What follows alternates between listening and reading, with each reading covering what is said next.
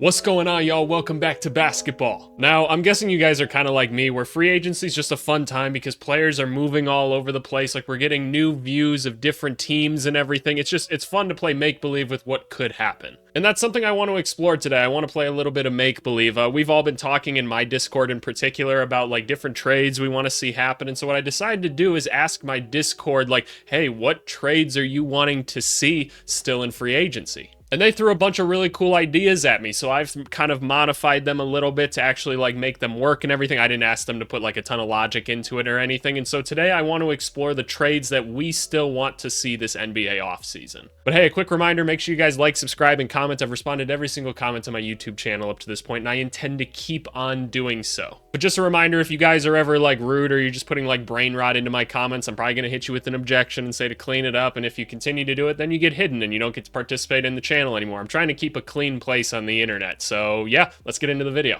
Alrighty, y'all, so we're using Fanspo today to go through and kind of like make all of these trades happen. Now, I want to preface all of this, right? Like, this is going to be the preface, so if I get any comments about it, you will be time-stamped to this point. Make sure you watch the video. But no, I'm just messing with you guys. But what I want to say is, like, Fanspo doesn't update like quick enough. So like all the little moves that have happened up to this point like haven't been updated on Fanspo, and all of these trades that I'm putting in, these aren't like final, like these aren't like all the way thought through. It's more so just a concept. So what I want you guys to do in the comments is kind of take these concepts and see, one, is there any validity to it at all, but also just be like, hey, like what would we actually need to have happen to turn it into a real trade? And then if you guys want, you can come hop on the Discord, and there's a place to post your actual trade ideas in there. Like, there's a little channel for it and everything. So if you guys want, like, hop in the description and hop on the Discord and come post your trade ideas. But yeah, let's get into this. Alrighty, so this is the first trade that we got here. Something that we're seeing today, and you guys will see by my screen down here at the bottom. I'm recording this on July 1st at 12:30 p.m. You guys are going to see this the morning of the 2nd. So if any of this has happened already, or if it hasn't,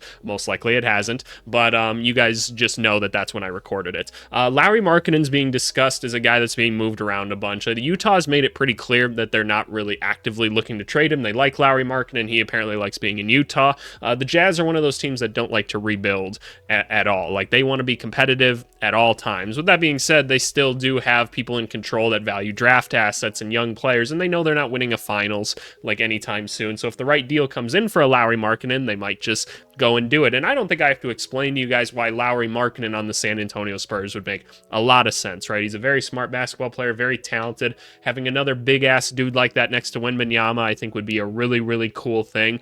And so I started to just think about it. I'm like, okay, like, how much does it really take to go get a Lowry Markkanen and throw him onto the Spurs? Well, what I kind of drew together here is, I'm like, Keldon Johnson's probably a part of it, right? A guy that's put up 20 points per game in the NBA before, if not something close to that, but has kind of struggled to find like where his role is going to be going forward. I think you'd have to take Sohan and throw him over there. He's a really valuable young player that's shown the ability to put the ball on the floor a little bit. We know he's not a point guard now, which I don't think most of us actually thought that was going to be the case, but we tried it. He's shown the ability to be a good passer. He's shown the ability to step outside and hit some shots and everything. Like, he's a nice defensive player. Ever since he's gone to the one-handed free throw, like, those have started to fall a little bit more as well. So you're getting two really interesting young players in this if you're Utah, and that's really cool. And then whatever like draft assets you want to throw in. These are what I threw in. Again, like, you guys kind of finalize these trades for me. Let me know what you think about them. But this was one that I just thought was interesting. Like, I just really like to see Lowry Markkanen on the Spurs. I'd like to see him somewhere different. If he stays there, I can't like fault a team for wanting to keep one of their better players if that's where he wants to be, because I think that's cool. And if the fans really love him and everything, I think that's a super cool thing for them. But I do think this is kind of what the structure would have to look like. I think it's going to take a lot to get Lowry from there. Utah knows how much of a value he is, mostly because of his contract. You're going to have to give him a bigger contract afterwards, but you could slide him onto some teams right now, have him be a real impact player for not a ton of money. Like, I mean, $18 million, that's what like Patrick Williams is going for now, right? Like, that's average starter. We're talking like borderline all-star guy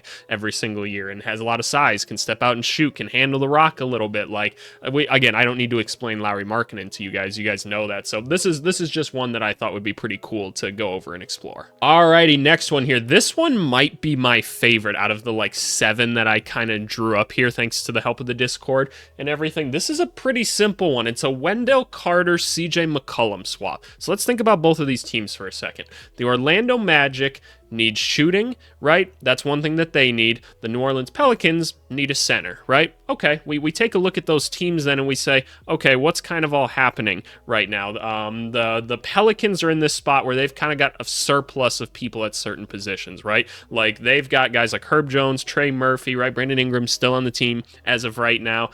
Jordan Hawkins is a guy that they'd like to probably play at some point, right? And then you got CJ McCullum, who's a wonderful vet. He's still very productive on the basketball court for how good of a leader and how old he is.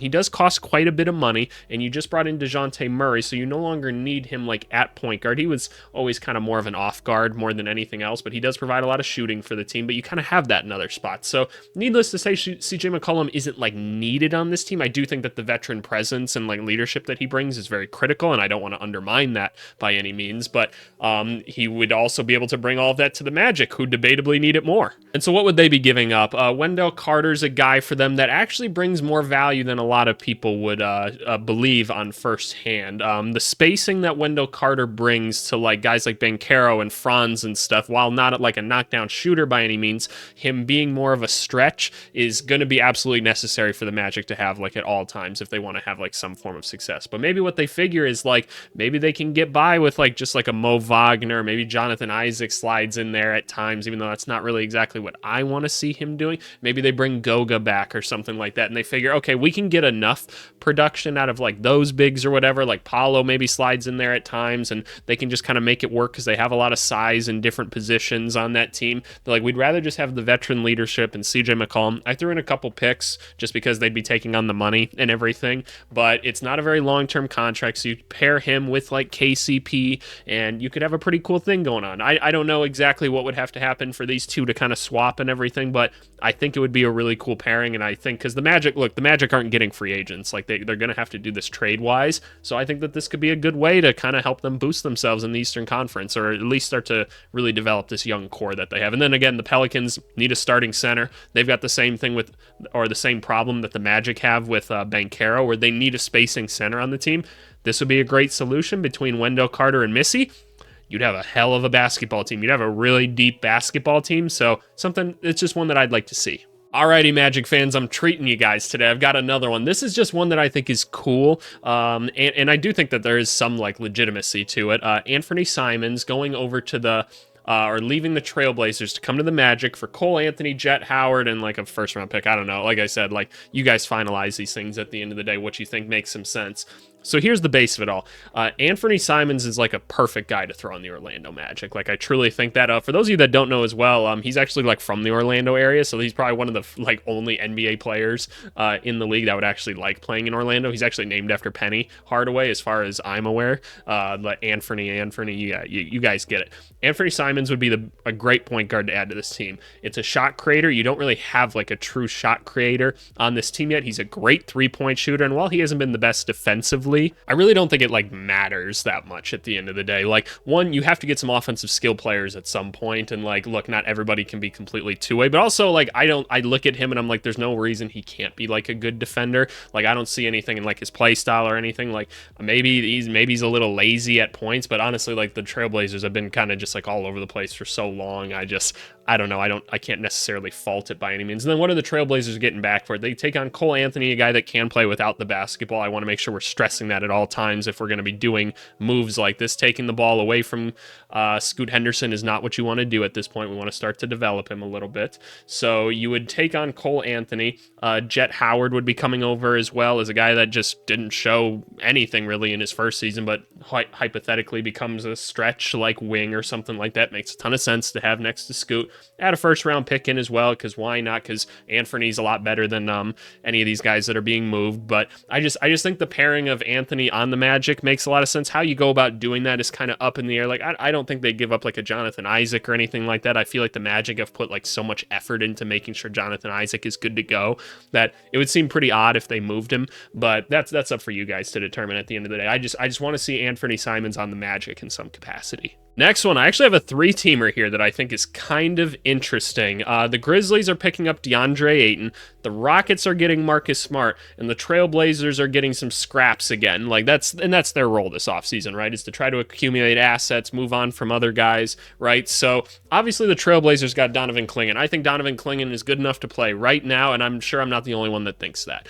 right? The Memphis Grizzlies have struck out on a bunch of center options so far. So who do they turn to? They turn to the Portland Trailblazers to say, okay, yep, we need a center really bad. We really want a center. And the Rockets are like, well, we'd very much like to have Marcus Smart back. We'd love to bring him back, pair him with his coach and everything. He was DPOY under him and everything. With the Rockets, made it very clear that they want Smart, right? So what I've done here is try to facilitate a way for all of that to happen. So obviously, like I said, the Grizzlies would be picking up Ayton. What they would be sending out in order to get him is like a top 8 protected pick. They'd send out Zaire Williams, which is kind of a redundancy on the team at this point. He's just not necessarily needed. He hasn't really shown much since that first season. Probably needs a change of scenery. The Trailblazers probably like to take a chance on him, right? They're in the spot where they can do that. They send out Brandon Clark, who probably isn't needed at this point with Zach Edey being on the team. He's coming off an injury. He's got a couple years on the contract. This is probably a better use of the money at the end of the day to bring in a guy like DeAndre Ayton. And while I think Ayton's got like some like spacing issues, and I don't always like the play style that he plays with, he is very good at what he does. So I think that could be like a cool pairing at the end of the day. Obviously, they're also sending out Marcus Smart in this one. They're sending out a lot to bring in DeAndre Ayton here, but they're also clearing up cap space in order to do it, which could be valuable for them if someone else becomes available and they want to go make a move. So I find that kind of interesting. What are the Rockets sending out? They're sending out a first-round pick and like Jayshawn Tate. I think that's probably fine. You could probably add a couple other things into this and make it a little more elaborate if you really wanted to. But I think that this is an interesting trade nonetheless. I think the idea of the Trailblazers taking on some form of like just like assets and stuff like that are surrounded around a DeAndre Ayton Marcus Smart trade is viable. So it's just one that I would like to see. All right, y'all, we're going to keep it simple for this one, and this is just because I'm a Bulls fan, if nothing else. Is this trade still on the table, this Zach LaVine for, like, Harrison Barnes and Kevin Huerter? Like, here's the thing, right? And I kind of thought about this one. I'm like, I don't know how realistic this is anymore now that Malik Monk is back there. Like, do they really need Zach LaVine? Probably not. And I tried to think of like some other Zach LaVine type trades because people talked about it in the Discord quite a bit. They're like, Zach LaVine to the Warriors. Apparently the Warriors weren't really having it. I'm like, okay, where else could we send Zach LaVine? Maybe he's going to the Lakers if like Klay Thompson doesn't work out for whatever reason. And I thought about a couple other teams, but I'm like, it still seems like I even thought about like the Pistons because the Pistons are in this state where they're like, hey, give me some assets or something like that. We'll take on Zach LaVine. I don't really see a trade that makes a ton of sense for them to be able to do that now that they brought on like Tobias Harris and like Tim Hardaway Jr. as well. It just like, I don't know. I don't really see the validity of it. Maybe Zach LaVine will still be on the Bulls at the end of the day, but this still seems like one that makes a lot of sense. Like the trade is pretty easy to execute. It brings them like one of the top 10 scorers in basketball, which is always valuable. And we can talk about Zach LaVine's defense as much as we want to. At the end of the day, he's had some good defensive seasons in the NBA, as much as some people don't want to believe that. Like, yes, early on in his career, it wasn't very good. This last year, it wasn't very good, but the whole Bulls effort just fucking sucked last year. So I don't know. I don't really chalk that up for anything. He is coming off an injury. He's come off an injury before and played well. So we hope that that'll continue for him. And then obviously the Bulls just take on two standard contracts, if you will, to add to the team. I don't really know what they do with them after that. It's more so just for the fact of trying to blow the team up and give something a different look. So I won't spend much more time on this one. I just kind of wanted to talk about Zach LaVine trades, if nothing else. All right, 2 trades left. This one kind of simple, right? Jared Allen, Brandon Ingram. It just feels like there were a couple different ways that you could do a Brandon Ingram swap, right? Like I originally thought about like, hey, let's just do Darius Garland for Brandon Ingram. Obviously, DeJounte Murray is in NOLA now. They don't need that anymore. But it seems like there could be a pretty reasonable swap here just between Jared Allen and Brandon Ingram. Like they're pretty much the same level of player, right? These like kind of borderline all-star guys that are really good, right? But not quite like for sure like all-star players every single year. But what's kind of the logic between both of these? The Cavs have another guy that they could throw in at center that would probably prefer to play center in Evan Mobley, right? That makes a ton of sense. We want to see him start to develop and grow a little bit more. They can always go get more bigs or something like that if they really need to. But what they kind of lack is like some scoring and like handling at the wing. Karis LeVert hasn't been like great for that by any means. Maybe Karis LeVert's in this deal somehow for all I know. But and then the Pelicans obviously need a center and they've got plenty of wings. So it just kind of feels like a balancing act between these two like middle of the pack in their conference teams that just go like, hey, I could use your guy a little bit more and you could use my guy a little bit more, so let's just make this swap. The Cavaliers then would have a pretty cool lineup. All said and done, there'd be a lot of dynamicness to it at the end of the day. A lot of guys that can put the ball on the floor. You still have some good spacers on the team. You still got some size. The Pelicans had that starting center that they've been looking for. That's more on the age timeline. Can be a good rim protector, score around the rim. I question how he would fit in with Zion necessarily. It's so hard when you have Zion on your team because instantly you're like, okay, it'd be nice if my center could step out and hit a three, right? Like, because Zion does so much operating. It's not even like with the basketball, but without the basketball. And so you can't have your center like really roaming like kind of the dunker spot and everything because you need to have an adequate space for Zion to get going. And they do a good job of kind of running these like reverse, like little like, we'll call them like double drag options where Zion's kind of coming around over those screens and then trying to get ahead of steam towards the rim, and that's where he catches the ball, and which is phenomenal offense at the end of the day for them. But I don't know. I just think that there's some validity to this, and it'd be something I'd be curious to watch. The last one, this is one that I actually cooked up myself, and this one didn't even come from Discord. It's just something I started to think about, and I wanted to see what would happen. There hasn't been like much talk about Julius Randle, and I think that's really, really odd at the end of the day. It's like, okay, like, doesn't he kind of seem like a redundancy on the Knicks at this point? Like, it doesn't really feel like he's needed. And by the way, at the time of recording this, like, Isaiah Hartenstein has just signed with the Thunder, which, whoa, crazy move in itself, right? Like, that's kind of wild. But it's like, okay, let's get another center on the Knicks then. Like, this is what they have. They've got Randall. They really don't need him anymore. They can turn him into more assets. And the Clippers are in a really weird spot right now because they're like, okay, like, we just lost Paul George, but we have Harden and, like, Kawhi still. How do we still stay competitive and keep fans in the seats this year? Well, add all NBA talent, Julius Randle, right? Like, that's the kind of potential that he has, and he brings a little bit more dynamicness to the team again. They'd have to take on a couple other contracts, like Jericho Sims. They'd be short at center anyway, so bringing him in. And then Dekite, I don't know how to say his name. I've seen him play a couple times at the end of the day. But they're just taking him on because of the second apron rules and everything that the Knicks kind of find themselves in. But who did the Knicks get back?